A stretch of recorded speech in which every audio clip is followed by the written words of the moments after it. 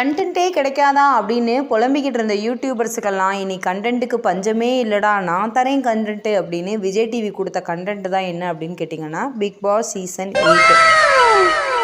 இந்த பிக் பாஸ்ன்னு சொல்கிறீங்களே, ஃபஸ்ட்டு இந்த பிக் பாஸ் எங்கேருந்து வந்துச்சு அப்படின்றத தெரிஞ்சுக்கலாமா? இந்த பிக் பாஸ் எங்கேருந்து வந்தது அப்படின்னா, நெதர்லாண்டில் பிக் பிரதர்ஸ் அப்படின்ற ஒரு டிவி ஷோவை அடிப்படையாக கொண்டு உருவாக்கப்பட்டதான் இந்த பிக் பாஸ்.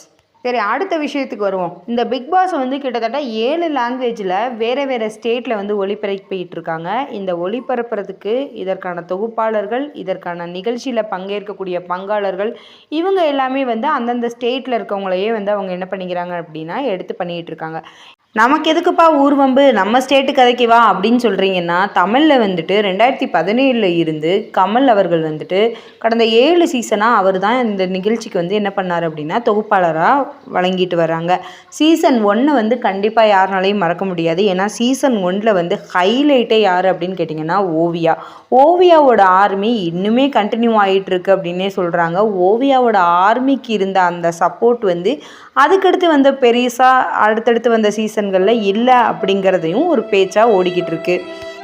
இந்த நிலையில் தான் கமல் அவர்கள் வந்து ஒரு அறிக்கையை வெளியிட்டாங்க. அது என்ன அப்படின்னு கேட்டிங்கன்னா, சமீபத்தில் எனக்கு நிறைய படங்கள் புக் ஆயிருச்சு. ஸோ நான் படத்தில் கான்சன்ட்ரேஷன் பண்ணுற மாதிரி இருக்கும், என்னால் பிக் பாஸ் சீசன் 8 வந்து கண்டினியூ பண்ண முடியாது அப்படின்னு சொல்லி ஒரு அறிக்கை ஒன்று வெளியிட்டார். அதை தொடர்ந்து என்னாச்சு அப்படின்னு கேட்டிங்கன்னா, நிறைய பேர் வந்து வீடியோ போட ஆரம்பிச்சிட்டாங்க.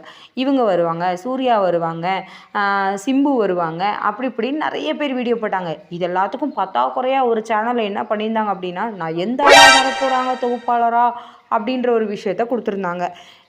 நல்ல மனசுக்கு நீ உருட்டு ராசான்னு சொல்லிட்டு இதை எதையுமே கண்டுக்காத விஜய் டிவி என்ன பண்ணாங்க அப்படின்னா தரமான ஒரு சம்பவத்தை இறக்கியிருக்காங்க. அது என்ன அப்படின்னு கேட்டிங்கன்னா, விஜய் சேதுபதியை வந்துட்டு இந்த நிகழ்ச்சியோட தொகுப்பாளராக இப்போ இறக்கியிருக்காங்க. இந்த சீசன் 8ஓட ரீசண்ட் ப்ரொமோ வந்து இப்போ வெளியிட்டிருந்தாங்க. அந்த ப்ரொமோவில் இருக்கக்கூடிய சில தரமான சம்பவங்களை பற்றி தான் இந்த வீடியோவில் பார்க்க போகிறோம்.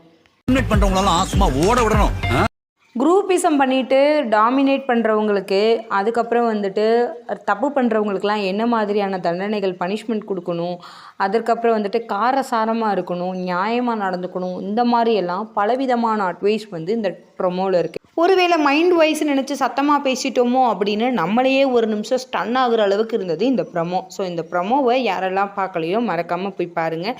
இந்த சீசனில் கண்டிப்பாக ஒரு மிகப்பெரிய சேஞ்சஸ் இருக்கும் அப்படின்னு நம்பலாம். இன்னைக்கு கண்டென்ட்டுக்கு பஞ்சமே கிடையாது. யாரெல்லாம் இது வரைக்கும் நம்ம சேனலை சப்ஸ்கிரைப் பண்ணலையோ சப்ஸ்கிரைப் பண்ணிக்கோங்க. அப்கமிங் டேஸில் இது மாதிரி மேலும் சுவாரஸ்யமான அப்டேட்ஸ் எல்லாம் ஒன் பை ஒன்னாக வந்துட்டுருக்கு. இந்த வீடியோ உங்களுக்கு பிடிச்சிருந்தது அப்படின்னா லைக் பண்ணுங்கள், ஷேர் பண்ணுங்கள், கமெண்ட் பண்ணுங்கள். மறக்காமல் நம்மளோட சேனலை சப்ஸ்கிரைப் பண்ணிக்கோங்க. தேங்க்ஸ் ஃபார் வாட்சிங். Thank you friends.